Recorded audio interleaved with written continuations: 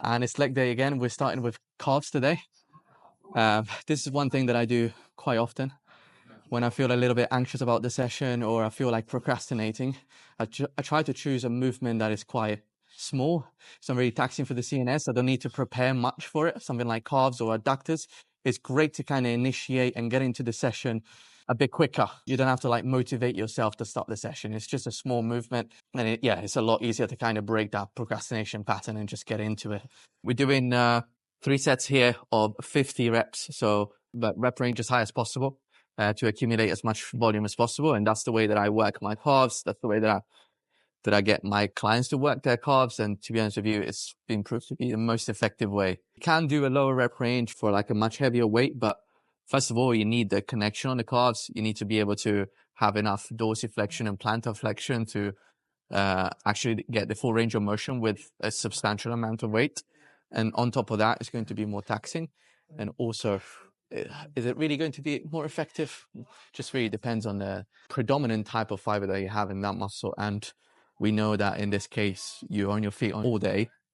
Even if you have a sedentary job, very likely to get a lot more out of it by just doing a lot of reps.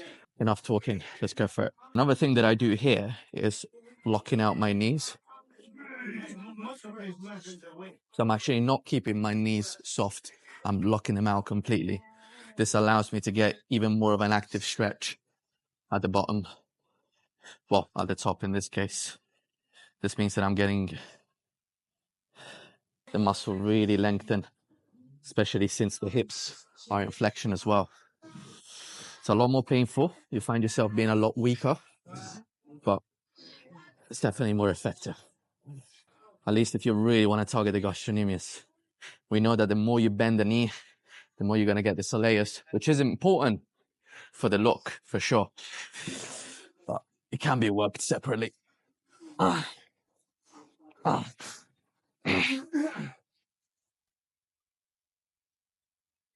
fuck. Whew. When I can't take it anymore, I rest pause it for like 5 to 10 seconds. And I get back to it. Oh, it's burning. This is actually my last set. I should have reduced the weight to be fair. Oh,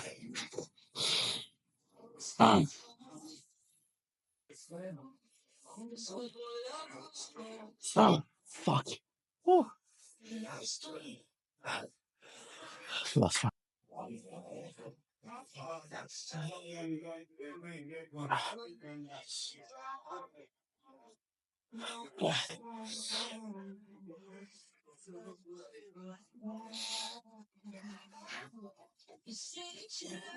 Oh, fuck.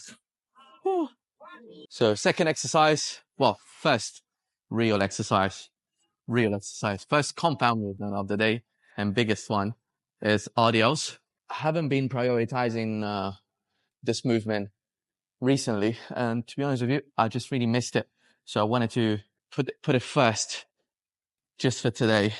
And I think I might either go back to splitting hamstrings and quad and put them in different sessions, like it was before, or I might just go on rotation and do 1 week, I prioritize the squats. Another week, I prioritize this, just so that I can keep progressing. It's not even progressing, it's just maintaining, really. Otherwise, I start losing the adaptation. No. So, going for 180. Again, haven't really been pushing this weight in a while, so let's see how it goes. Aiming for 8 reps, maybe. Should be fine with 8 reps. If I've got a good song on my side, I think the song for today is going to be a heavy one. Lorna Shore to the Hellfire. If you've never heard this track, you need to hear it, especially towards the end. It's pretty brutal, but, you know, sometimes it works, you know. Sounds like the fucking demon screaming in your ears. Definitely not the kind of music I would listen to if I'm, I don't know, chilling or whatever. Not my kind of style in general, but I think for something like this, definitely works. Cool. Let's go for it.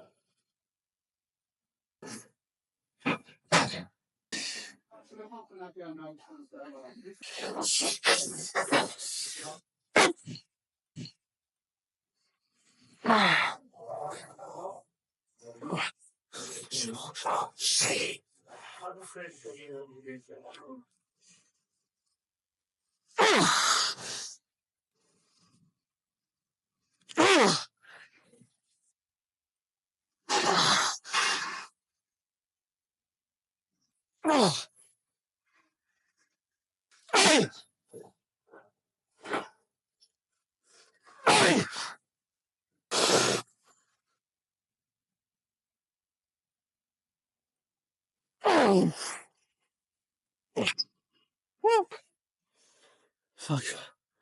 The seventh rep was a bit suffered, but we got it. Gonna watch it back, see how bad it is. If I lost some form, I was conscious of using a different belt as well. So it's quite large for me. Actually covers my lats a little bit. It feels a bit annoying. Almost feels like I can't quite keep my back fully neutral, but yeah, I'm quite happy with that actually. Haven't touched this weight in a while, so I'm gonna do another one with 160 and then a final one with 140. I'm gonna do 3 sets today. Push the intensity up a little bit more. I need 2 exercises for quads today. Starting with the leg extensions to pre-exhaust my quads. We're going into leg press. So no hack, no pendulum today. My CNS got taxed enough from doing the RDLs. I still need to think about this. There's a few changes that I want to make to my split, but it's very likely that I'm going to split hamstrings and quads again. After having done 3 sets on the RDLs, I'm like, yeah, I need a separate day for this shit. Like if I really want to push it and optimize it. And I understand it's one of my strongest lifts, so I don't necessarily have to, but I just really feel like it makes a difference to my physique. So I still want to try to prioritize it at least once a week. But I'll make a decision when my mind is fresh and I'm not completely fucked from the workout. That's a rule that I have for myself in general. Never make a decision on a rainy day, which means never make a decision when things are not going great. This is not the case, right? This is nothing to do with things going good or bad. But obviously, if I am really taxed from the workout and I need to make decisions now on my programming, of course, I'm going to decide to cut stuff out. I'm going to decide to make things slightly easier on the basis of how I feel right now. So it's the same, in life. If you're going through a tough time, try to avoid making, decisions like defining choices, because you're not going to be completely clear on what you want and what you need if you're feeling down. I'm done talking. Don't even know if I actually spoke English or some sort of gibberish. Let's warm up here. I'm not going to need much to warm up, to be honest. But still. Actually, I say that, but my knees don't feel amazing right now. Probably need a few warm-up sets. So we did line the curls, 4 sets between 8 to 12 with the same weight and a short recovery. Burned like crazy today. I don't know what it was, but activation was a lot stronger. Do you know what it is? I think it was the RDLs, the heavy RDLs, just really got my hamstrings fired up. I usually do curls before I do the RDLs, and I think swapping it around definitely gave me a different sensation. The leg extensions were good as well. We did 3 straight sets plus a drop set. Final exercise for today is going to be a leg press. I chose the Cybex today because it's a bit more hip dominant. I really want to get my glutes a little bit more. So I chose more of a hip dominant movement. And this one I'm going to go all the way down, do a quarter rep, go back down, and then push for a full rep. And I'm going to do that for as many reps as I have. And we'll see what happens. Chris Bumstead does this. And you know what that means. No, actually, but this is an important thing though. Don't just copy the workouts of your favorite bodybuilder, favorite influencer, favorite fitness guru, whatever. They're doing something that it's contextualized for what they need to do, which might be very, very, very different to what you're doing. What they do is not necessarily going to get you their physique. In fact, the majority of the time, it's just not going to. You need to do your own thing that's contextualized to where you're at and where you want to go. and your physique and your level of expertise and just so many other things. So yeah, let's see how this goes. I forgot how uneven this machine is. Let's go for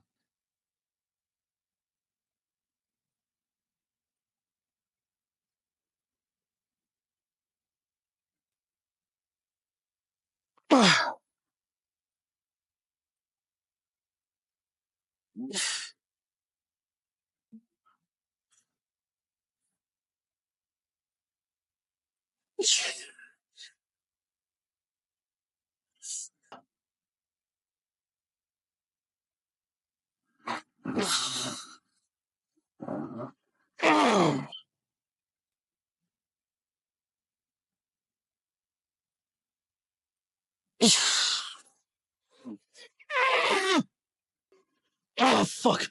Ah, ah, ah.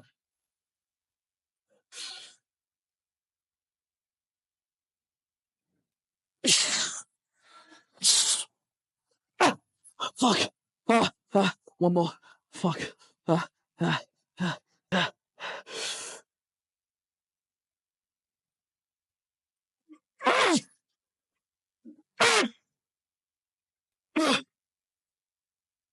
Fuck! Mm. Ah, ah. Why do I have these crazy ideas? No one makes me do it. I do it to myself. Why? Is it even worth it? We'll find out in the next episode. Yeah, that was great. Highly recommend it if you're a masochist like me. That was a pretty good session. Different than usual, but I really miss doing RDLs and focusing on my hamstrings a little bit more, so I'm happy that I did it. I actually got through it a little bit quicker than usual as well, which was nice. Today was a packed day, literally back to back from the moment I woke up. Just finished packing my bags for tomorrow. Just wanted to finish off with this thought. Actually, I was only just thinking about it today. I was in the gym and I was listening to Justin Bieber actually. I'm not a massive fan of his music, but I recognize that he's an incredible artist. Like, he's a very, very talented singer. You might not like the genre, you might not like him as a person, but he is extremely talented. I was just thinking about it because I mean, I don't know his story, don't know him that well, but I do remember that there was a time in his career, I might be wrong, but anyway, it serves the purpose of expressing what I wanted to talk about. But I do remember that the time in his career when he was doubting whether he should be making music or not. I think he was probably going through some stuff, etc. He's obviously incredibly talented and definitely has a gift. And just like him, there's millions of people gifted in a different way. And so my question is, if you have such amazing talent, if you have such great gift, do you have the responsibility to pursue it, to do something with it? Of course, ultimately, it's your choice, right? You can think about that movie, The Good Will Hunting. He's got this incredible gift, but for a long time he decides to not pursue it. And even at the very end, he decides to follow the girl he's in love with and move to a different city as opposed to get the amazing job where he could have expressed his gift. So of course, ultimately, it's your choice and you're human and you should be following the path that has a heart for you. But I suppose there's levels to it. I was talking about this with my girlfriend and I was like, well, what if you have the gift for which you can find a cure to cancer? She was like, well, then of course you should pursue it. But then, why not? If you have artistic gift, you can perhaps make a lot of people happy or revolutionize the history of music. Should you then, pursue it or not? Because also you might know that you have a gift, that you have a talent, but you might not know what you're going to be ending up doing with it if you actually pursue it. Do you have the responsibility? Do you have to do something with it? You will feel the pressure, you will feel the pull. I guess I still don't have an answer for it. Let me know what you think. Let me know if you do have an answer. Feel free to comment, or I don't know, you can only comment on this, to be honest. So yeah, leave a comment. And also, if you enjoy this, please leave a like and why not subscribe. If you're watching this for the first time, I'm posting one vlog a day for a year straight. So thank you so much for watching, and I'll see you tomorrow.